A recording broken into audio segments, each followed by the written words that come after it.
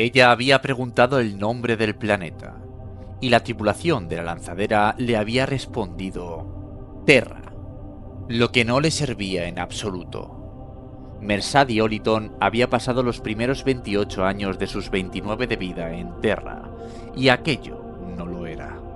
El iterador enviado para acompañarla tampoco le sirvió de mucho más. Un joven modesto, de piel olivácea, de entre 18 y 19 años. El iterador se llamaba Mehmet, y era poseedor de un intelecto tremendo y una genialidad precoz. Pero la violenta travesía suborbital de la lanzadera no le sentó bien a su organismo, y se pasó la mayor parte del trayecto sin poder responder a sus preguntas porque estaba demasiado ocupado vomitando en una bolsa de plástico. El vehículo tomó tierra en un tramo de césped convencional entre las filas de árboles esterilizados y desmochados, 8 kilómetros al oeste de la ciudad de Levada. Empezaba a anochecer, y algunas estrellas centelleaban ya en la mancha violeta de los extremos del firmamento. A gran altura, las naves pasaban sobre sus cabezas, con las luces parpadeando. Mercedes descendió por la rampa de la nave hasta pisar la hierba, aspirando los curiosos aromas y la atmósfera ligeramente distinta de aquel mundo. Se detuvo en seco. El aire, rico en oxígeno, imaginó, la estaba mareando, y aquella sensación de mareo se incrementaba aún más solo con pensar dónde estaba. Por primera vez en su vida se encontraba sobre otro suelo, otro mundo, y le pareció algo trascendental, algo que merecía la actuación de una banda ceremonial. Ella era, por todo lo que sabía, uno de los primeros rememoradores a los que se concedía acceso a la superficie del mundo conquistado. Giró para mirar la lejana ciudad abarcando el panorama y consignándolo a las espirales de su memoria. Efectuó pestañeos fotográficos para almacenar ciertas vistas digitalmente, advirtiendo que todavía se elevaban columnas de humo en el paisaje urbano, a pesar de que los combates habían finalizado hacía meses. Lo llamamos 6319, indicó el iterador, descendiendo por la rampa detrás de ella. Al parecer, el descenso al planeta había estabilizado su constitución delicada. La mujer retrocedió sutilmente ante el hedor a vómito de su aliento. ¿6319? Inquirió. por ser el mundo 19º que la 63ª expedición ha sometido, dijo Mehmet. Aunque, desde luego, aquí no se ha establecido aún un acatamiento total. Todavía no se ha ratificado la Carta Constitucional. El gobernador general electo Rakris está encontrando dificultades para formar una coalición parlamentaria que dé su consentimiento. Pero 63-19 servirá. Los habitantes del lugar llaman a este mundo Terra, y no podemos tener a dos de ellas, ¿no es cierto? Por lo que yo entiendo, esa fue la raíz del problema en un principio. Comprendo, dijo Mercedes mientras se alejaba. Tocó con la mano la corteza de uno de los árboles desmochados. Parecía real al tacto. Sonrió para sí y lo almacenó en su mente con un pestañeo. La base de su narración con claves visuales se formulaba ya en su mente mejorada. Un punto de vista personal.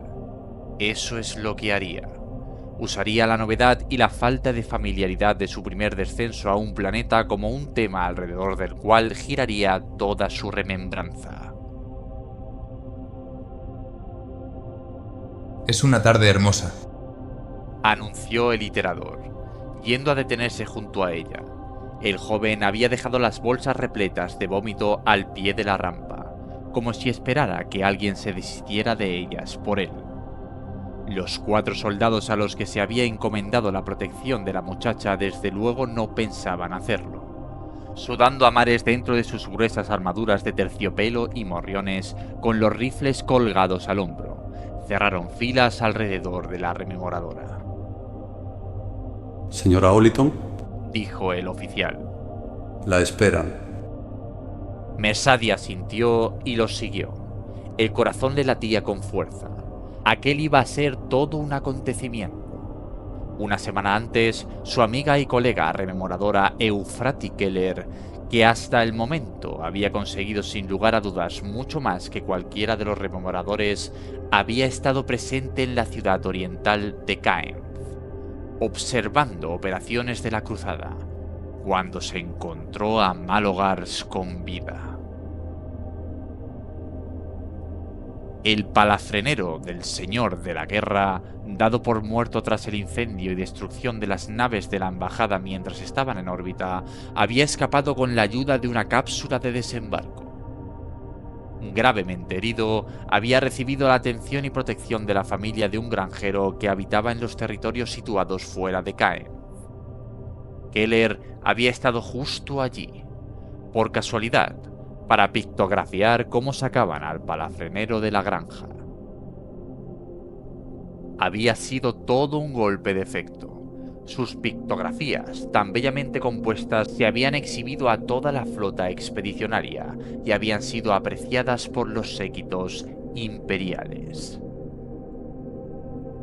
Repentinamente, se hablaba de Euphrati Keller.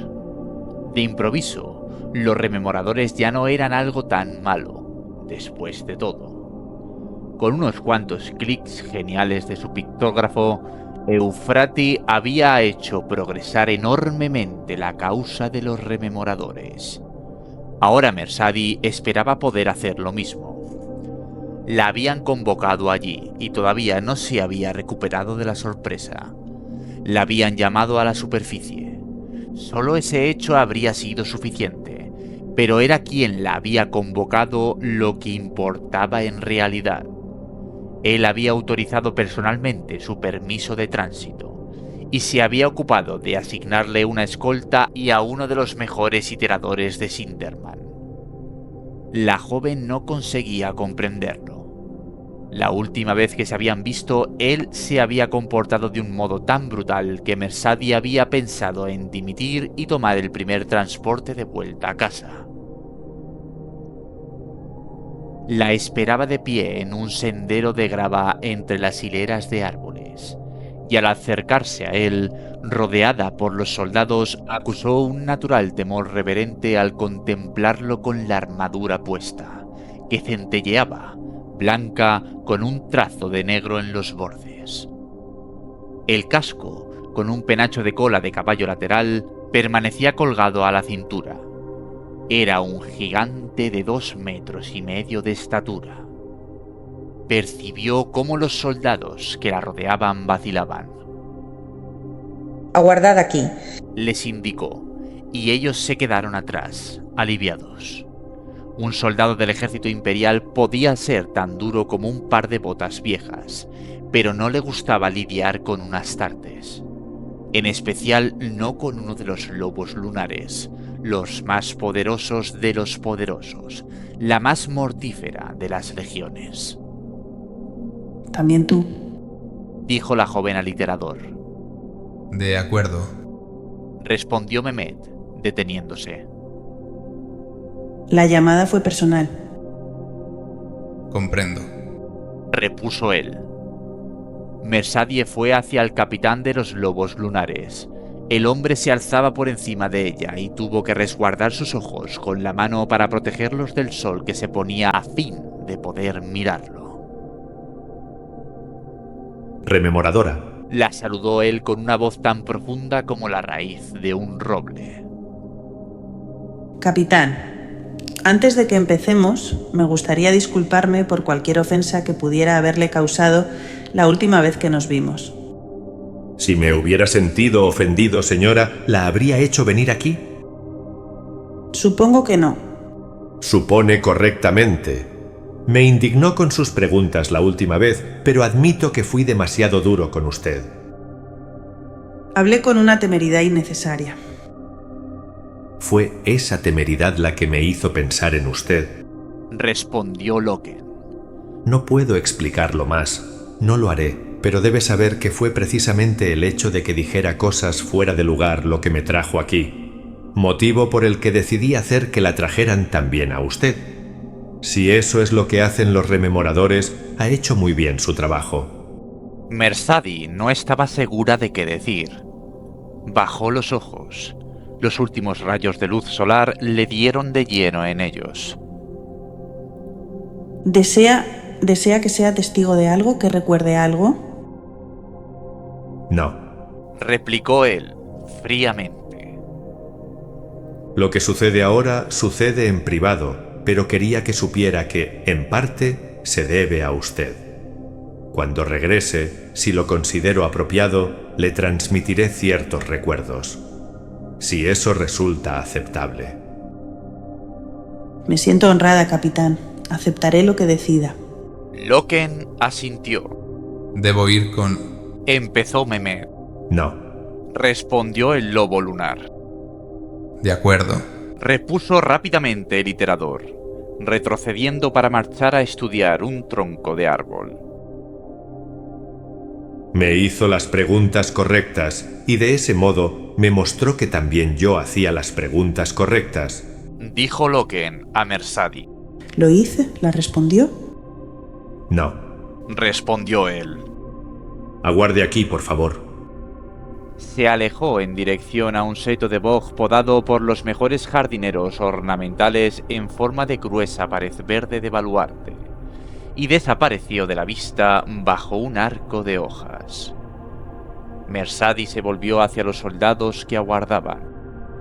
¿Conocen algún juego? Preguntó. Los hombres se encogieron de hombros.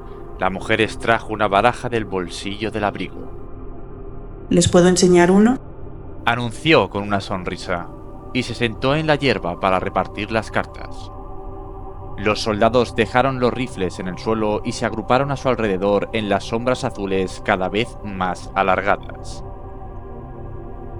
A los soldados les encanta jugar a las cartas, le había dicho Ignace Carcassy antes de que abandonara la nave insignia, justo antes de dedicarle una sonrisa burlona y entregarle la baraja.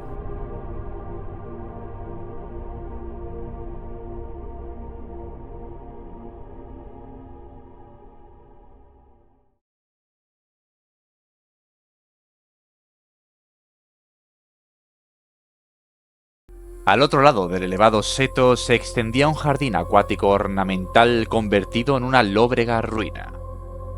La altura del seto y los árboles cercanos, que en aquellos momentos se convertían en formas negras y erizadas al recortarse contra el cielo rosa, ocultaban lo que quedaba de luz solar. La penumbra sobre los jardines resultaba casi neblinosa.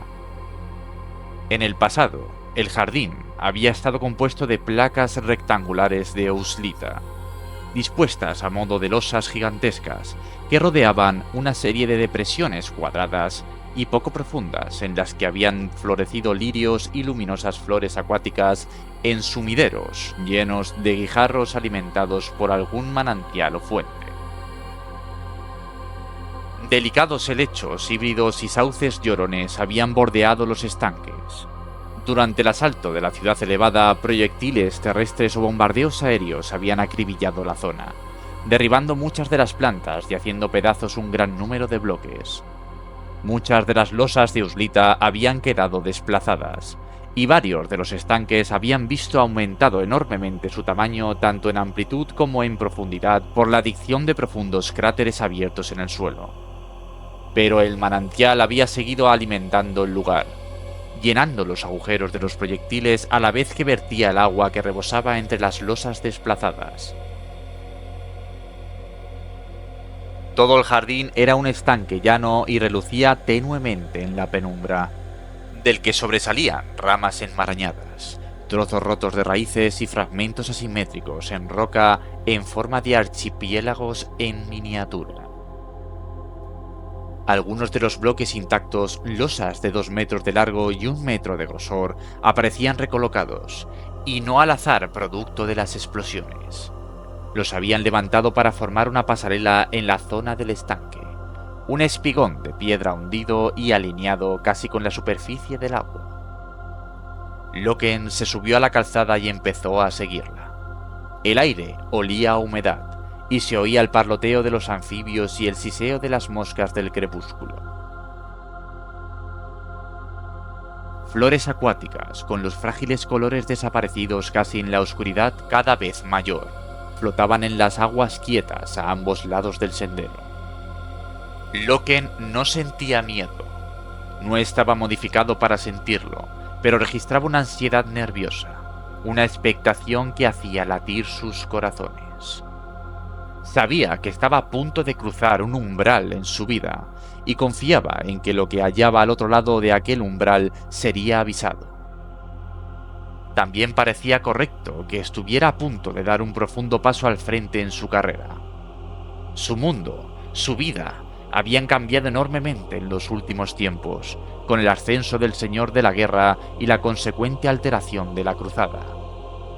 Y lo más indicado era que él cambiará con todo ello. Una fase nueva. Un tiempo nuevo. Se detuvo un instante y alzó los ojos hacia las estrellas que empezaban a encenderse en el cielo que se teñía de púrpura. Un tiempo nuevo. Y un glorioso tiempo nuevo, bien mirado. Al igual que él, la humanidad se encontraba en un umbral, a punto de dar un paso al frente hacia la grandeza.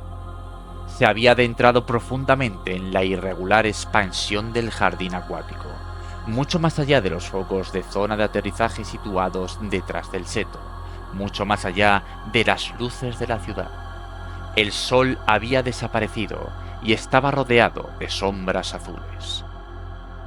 La calzada finalizó, el agua centelleaba al otro lado. Al frente, cruzando unos 30 metros del estanque de aguas quietas, un pequeño montículo ocupado por sauces llorones se alzaba como un atolón, recortándose en el firmamento. Se preguntó si debería esperar. Entonces vio un parpadeo de luz entre los árboles al otro lado del agua. Un aleteo de llama amarilla que se apagó tan deprisa como apareció. Loken abandonó la calzada y se metió en el agua. Le llegaba hasta las espinillas. Ondulaciones, círculos de intenso color negro, irradiaron sobre la superficie reflectante del estanque. Empezó a vadear en dirección al islote, esperando que sus pies no encontraran de improviso la inesperada profundidad de algún cráter sumergido y dieran de ese modo un toque cómico a aquel momento solemne.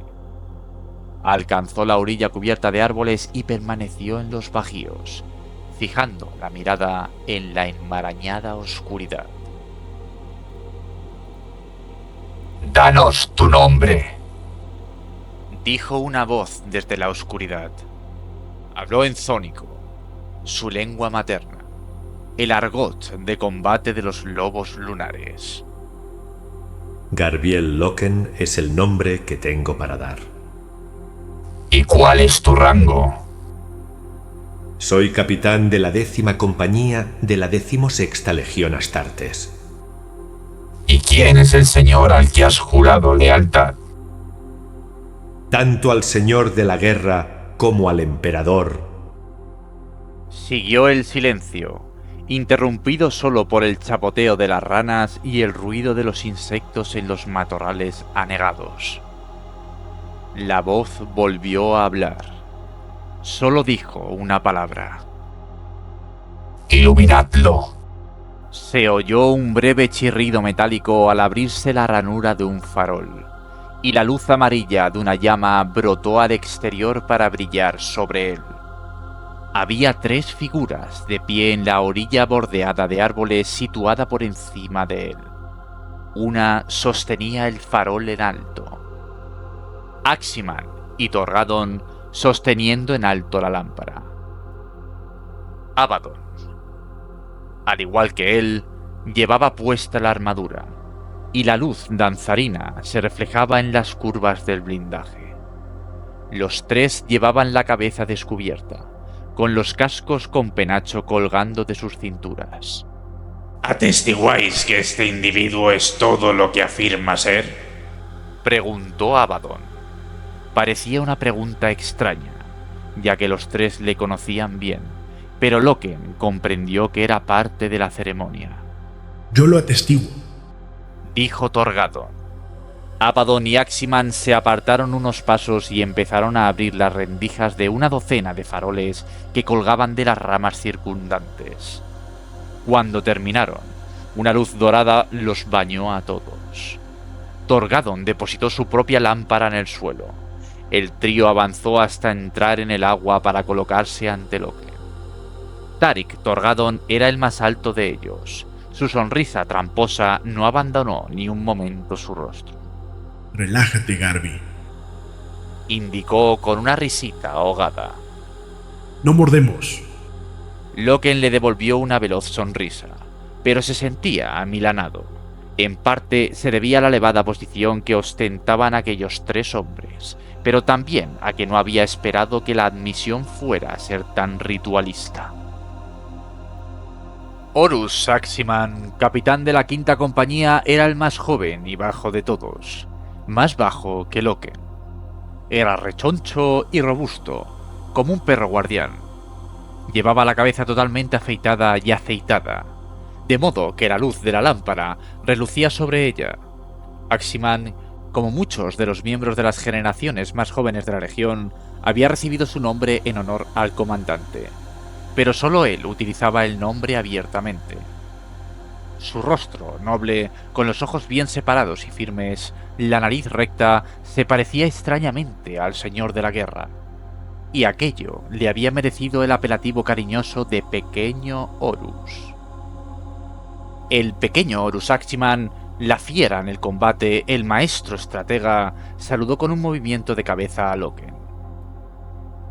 Execail Abaddon, primer capitán de la Legión, era una bestia imponente, situado en algún punto entre la altura de Loken y la de Torgadon. Parecía más grande que ambos debido al penacho en forma de copete que adornaba su por otra parte afeitado cuero cabelludo. Cuando no llevaba puesto el casco, Abaddon sujetaba su melena entre cabellos negros en alto con un manguito de plata que le mantenía orgullosamente erguida como una palmera o un postizo fetiche sobre su coronilla. Él, igual que Torgadon, había pertenecido al Marnival desde su inicio, y al igual que Torgadon y Aximan, compartía el mismo aspecto de nariz recta y ojos separados que tanto recordaba al del Señor de la Guerra, aunque solo en Aximan tenían las facciones un parecido auténtico. Podrían haber sido hermanos salidos del mismo vientre, si los hubieran engendrado al estilo antiguo. En realidad, eran hermanos términos de fuente genética y fraternidad militar. Ahora Loken iba a convertirse también en hermano suyo. Existía una curiosa incidencia en el parecido facial de los astartes de la Legión de los Lobos Lunares con su primarca. Tal cosa se había achacado a concordancias en la semilla genética, pero de todos modos, aquellos que recordaban a Horus en sus facciones eran considerados especialmente afortunados, y todos los hombres los conocían como los hijos de Horus. Era un distintivo de honor, y a menudo parecía como si los hijos ascendieran más deprisa y se vieran más favorecidos que el resto. Lo cierto era, Loken lo sabía sin lugar a dudas, que todos los anteriores miembros del Marnival habían sido hijos de Horus, y en aquel respecto él era único. Loken debía su aspecto físico a la herencia del pálido y curtido linaje de Cetonia. Era el primer no hijo, y era elegido para pertenecer a aquel círculo íntimo de élite. Si bien sabía que no podía ser así, sentía como si hubiera alcanzado tal eminencia mediante el simple mérito en lugar de por el atávico capricho de la fisonomía. Se trata de un simple protocolo, dijo Abaddon, contemplando a Loken. Se ha respondido por ti aquí, y te han propuesto hombres más importantes con anterioridad a eso. Nuestro señor y Lord Dorn han propuesto tu nombre. Como ha hecho usted, señor, según tengo entendido, repuso Loken. Abaddon sonrió. Pocos te igualan como militar, Garbiel. He tenido el ojo puesto en ti, Y confirmaste mi interés cuando tomaste el palacio antes que yo. Suerte. No existe tal cosa. Repuso Aximan con dureza. Solo lo dice porque nunca la tiene. Intervino Torgadon con una sonrisa. Solo lo digo porque no existe tal cosa. La ciencia nos lo ha demostrado. No existe la suerte. Solo existe el éxito o su falta. Protestó Aximan. Suerte. Intervino Abaddon. ¿No es esa precisamente una palabra para la modestia? Garbiel es demasiado modesto para decir: sí, Ezekiel, te vencí, tomé el palacio, triunfé allí donde tú no lo hiciste. Porque siente que eso no sería digno de él. Y yo admiro la modestia en un hombre. Pero la verdad es, Garbiel, que estás aquí porque eres un guerrero de un talento supremo. Te damos la bienvenida. Gracias, señor. Respondió el aludido. Una primera lección, entonces. Siguió Abaddon. En el Marnival somos iguales. No existe el rango. Delante de los hombres puedes referirte a mí como señor o primer capitán, pero entre nosotros no existen las ceremonias. Soy Ezekiel. Horus. Dijo a su vez Aximan. Tariq. Proclamó Torgadon. Comprendo. Respondió Loken. Las normas de nuestra fraternidad son simples. Explicó Aximan. Y pasaremos a ellas, pero no existe una estructura en los deberes que se esperan de ti. Deberás prepararte para pasar más tiempo con el personal de mando y ejercer junto al Señor de la Guerra. ¿Tienes en mente a algún sustituto que supervise la 10ª en tu ausencia? Sí, Horus. Respondió Loken. Vaipus. Inquirió Torgadon con una sonrisa. Me gustaría. Dijo Loken. Pero el honor debería ser para Yuval, antigüedad y rango. Aximan negó con la cabeza. Segunda lección. Haz caso a tu corazón. Si confías en Vaipus, haz que sea Vaipus. Nunca transijas. Yuval es un gran muchacho. Lo superará. Habrá otros deberes y obligaciones. Cuestiones especiales. Dijo Abaddon. Escoltas, ceremonias, embajadas, planificación de encuentros. ¿Te ves preparado para ello? Tu vida cambiará. Me siento optimista. Asintió él. Entonces deberíamos registrarte como aceptado. Dijo Abaddon. El guerrero pasó junto a Loken y vadeó hacia el interior del somero lago, lejos de la luz de los faroles. Aximan lo siguió. Torgadon dio un golpecito a Loken en el brazo y lo condujo también con ellos. Avanzaron a grandes zancadas por las aguas negras y formaron un corro. Abaddon les indicó que permanecieran inmóviles hasta que el agua cesara de chapalear y rizarse. Por fin quedó lisa como un espejo, y el reflejo luminoso de la luna que salía osciló en el agua en medio de ellos. Lo único que siempre ha sido testigo de una admisión, indicó Abaddon. La luna, símbolo del nombre de nuestra legión. Nadie ha entrado en el Marnival como no haya sido a la luz de la luna. Loken asintió. Esta parece una burda imitación. Masculló Aximan alzando la vista hacia el cielo. Pero servirá. La imagen de la luna tiene que reflejarse siempre. En los primeros tiempos del Marnival, hará casi 200 años, se prefería capturar la imagen elegida de la luna en una bandeja de visualización o un espejo pulido. Nos arreglaremos con esto ahora. El agua será suficiente. Loken volvió a sentir. Su sensación de estar amilanado había regresado de un modo agudo e inoportuno. Aquello era un ritual, y olía peligrosamente a las prácticas de los susurradores de cadáveres y espiritualistas.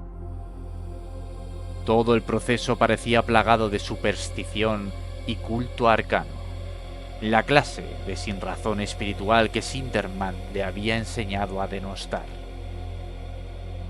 Sintió que debía decir algo antes de que fuera demasiado tarde. Soy un hombre de fe, dijo en voz baja. y esa fe es la verdad del imperio.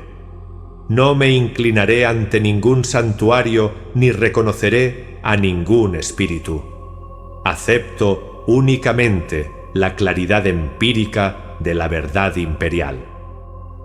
Los otros tres lo miraron.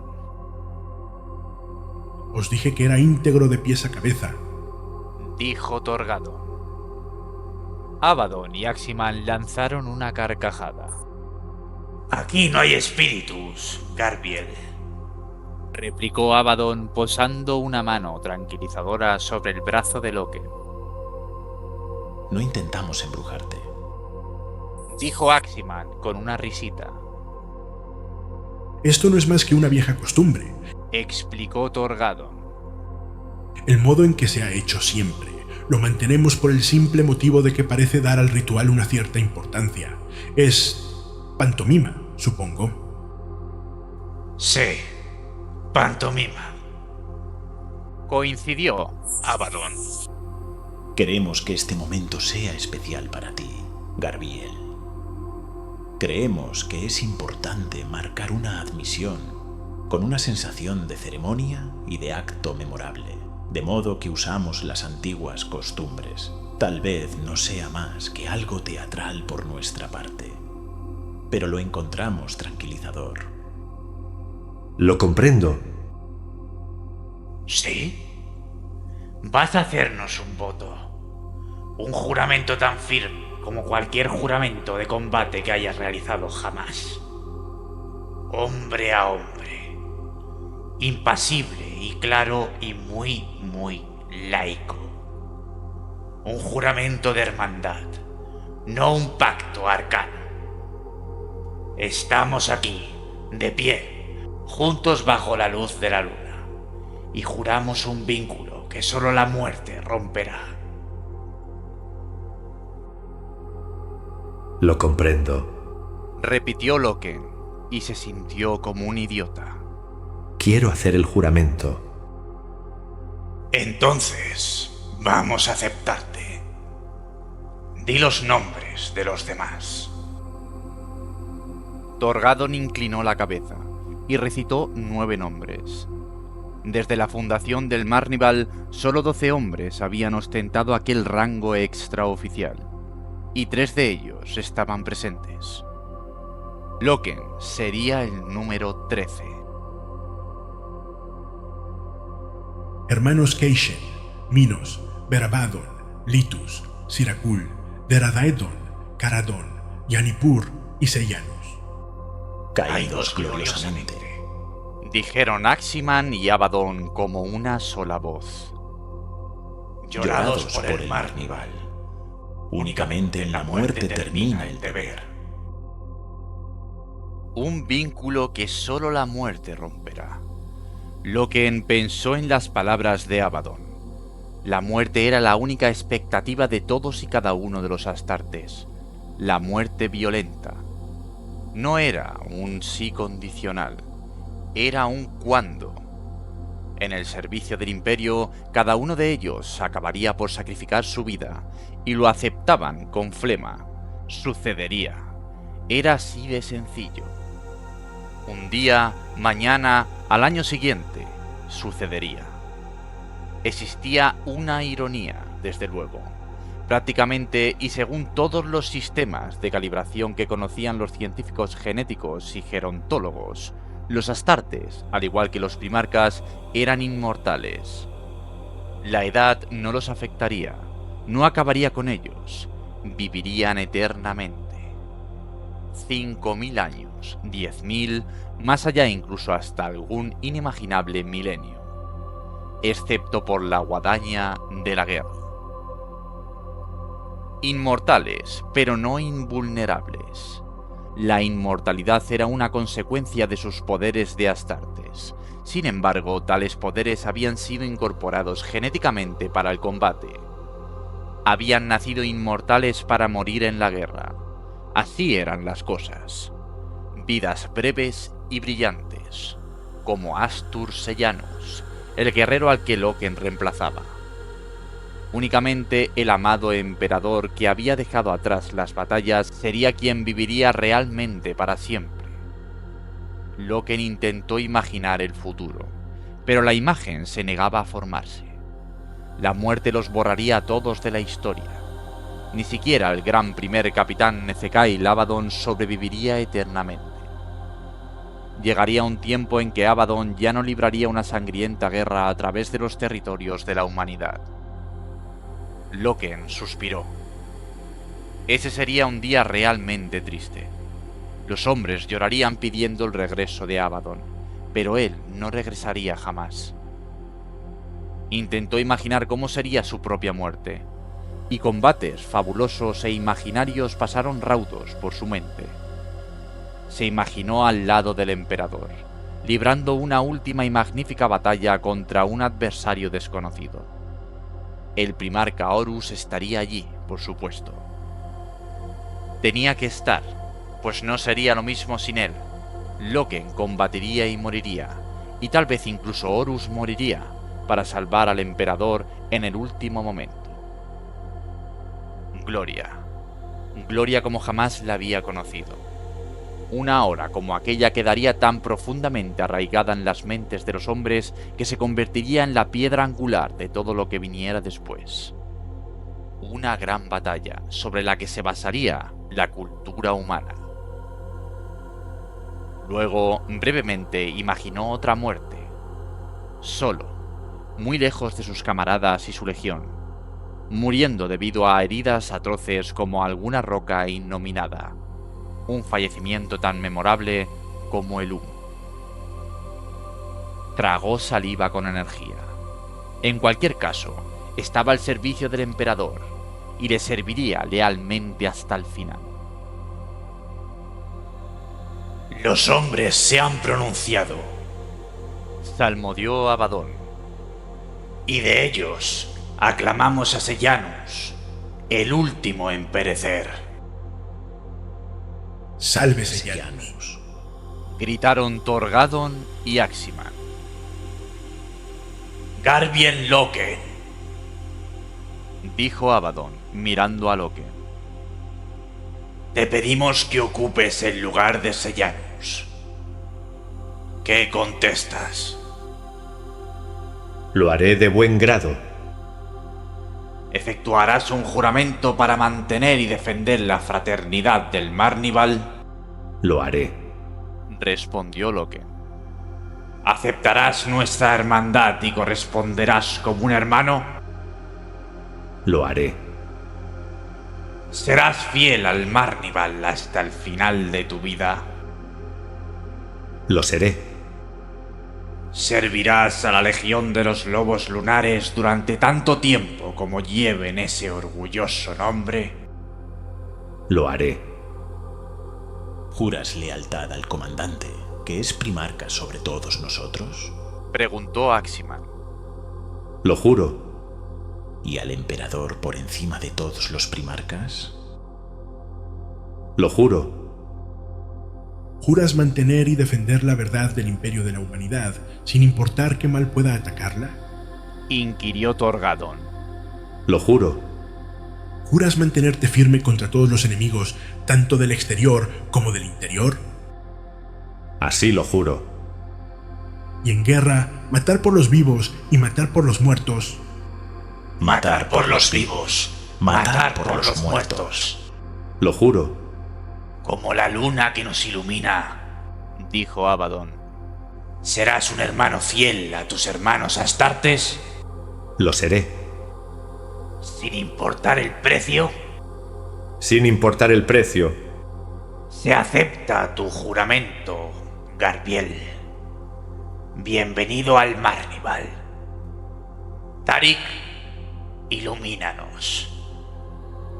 Torgadon sacó una bengala de vapor del cinturón y la disparó al cielo. La bengala estalló en una brillante sombrilla de luz, blanca y potente. Mientras sus chispas caían despacio sobre las aguas, los 4 guerreros se abrazaron y profirieron aclamaciones jubilosas, estrechándose las manos y dándose palmadas en la espalda. Torgadon, Aximan y Abaddon se turnaron para abrazar a Loken. Eres uno de nosotros, Susurró Torgadon cuando atrajo a Loken hacia sí. Lo soy. Respondió este. Más tarde, en el islote, a la luz de los faroles, marcaron el casco de Loken por encima del ojo derecho con la señal de la luna creciente que correspondía a la luna nueva. Era la insignia del cargo. El casco de Aximan lucía la marca de la media luna, Torgadon la casi llena y Abaddon la llena. Las 4 fases de la luna se repartían entre sus equipos, y de ese modo se simbolizaba el Marnival. Se sentaron en el islote, conversando y bromeando, hasta que volvió a salir el sol. Jugaban a las cartas sobre el césped a la luz de faroles químicos. El sencillo juego que Mersadi había propuesto hacía tiempo que había quedado eclipsado por un leonino juego de apuestas sugerido por uno de los soldados. Luego, el iterador Mehmet se unió a ellos, esforzándose considerablemente para conseguir enseñarles una vieja versión del juego. Mehmet barajaba y repartía con una destreza maravillosa. Uno de los soldados lanzó un silbido burlón.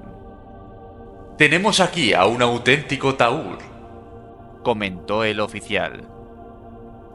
Es un antiguo juego, que estoy seguro les gustará. Se remonta a un pasado lejano. Sus orígenes se pierden en los inicios de la vieja noche. Lo he investigado, y tengo entendido que era popular entre los pueblos de la antigua América, y también entre las tribus de los francos. Explicó Mehmet. Les dejó jugar unas cuantas manos de práctica hasta que le cogieron el truco, pero a Mersadi le costaba recordar qué conjunto de cartas ganaba a cuál. En el 7º turno, creyendo haber entendido por fin de qué iba el juego, se descartó de una mano que creía inferior a las cartas que tenía Mehmet. No, usted gana. Pero usted tiene 4 de la misma clase otra vez.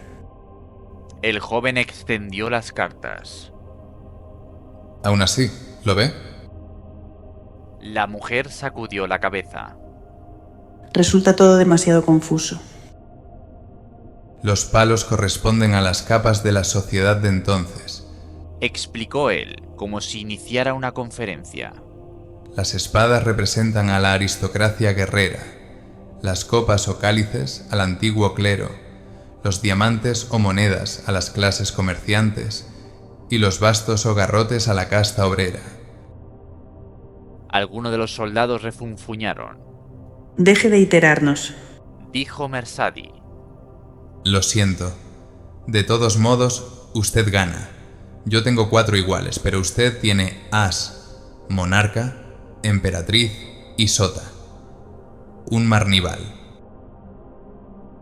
¿Qué acaba de decir? Preguntó Mersadi Oliton, enderezándose.